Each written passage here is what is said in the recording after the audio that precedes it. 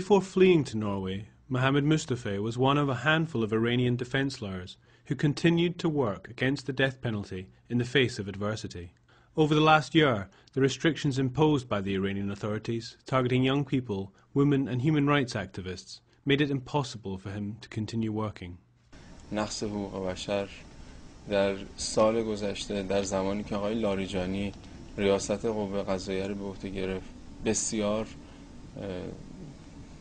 ناخوشایند بود.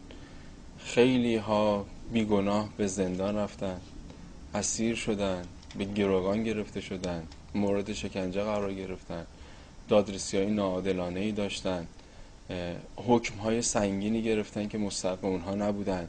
He fled Iran when the authorities detained 3 of his relatives and issued a warrant for his arrest. He escaped over the mountains into Turkey before finally finding refuge in Norway. Sadly, his departure from Iran is yet another of the many, many human rights defenders and human rights activists who have had to leave Iran in the course of 2010, which had been the subject of numerous reports and urgent appeals by Amnesty International. من کاری که انجام میدم کار کاملا انسانی بود.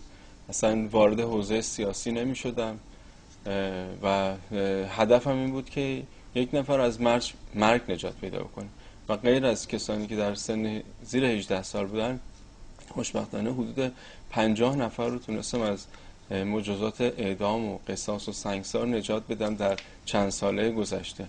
Mohammed was outspoken in his defense of Sakineh Mohammadi Ashtiani, the much publicized mother of 2, sentenced to death by stoning, who recently appeared on Iranian state television in a so-called interview that appeared to implicate her in the murder of her husband. Now, in the case of Sakineh Mohammadi Ashtiani, luckily she has another lawyer. With respect to Ibrahim Hamidi, a juvenile offender who's been sentenced in connection with sodomy charges, in which there have been a number of witnesses who have withdrawn their evidence, it does remain to be seen because he has no other lawyer. And indeed there are other cases, Mohammad Reza Haddadi, and indeed others who also have no lawyers. And we are very concerned about those individuals. من چندین ایمیل گرفتم از دوستانم که میگفتن که این موکلت الان نگرانه، اون موکلت الان نگرانه. خیلی از همکاران من اعلام آمادگی کردن که بخوام به اونا کمک بکنن، ولی متاسفانه باز هم کاری که دستگاه قضایی کردیم بودش که تمام پرونده های من از دفترم برد و یک به گونه‌ای دستهای من رو حتی از اینجا کوتاه کرد که نتونم به اونها کمک بکنم. 200 تا پرونده‌ای که داشتم وقتی که یک نفر رو اعدام می‌کردن واقعا نمیتونستم غذا بخورم، نمیتونستم بخوابم.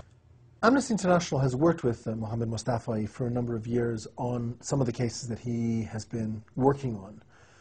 His loss to Iran, to the judicial system, to the promotion and protection of human rights in Iran is palpable. It's a very important loss. خیلی از کودکان و زنانی که در کشور ما هستن قربانیان نقض قانون هستن، قربانیان هستن که اجتماع اونها رو قربانی کرده، بنابراین اونها نیاز به حمایت داشتن و دارن و خواهند داشت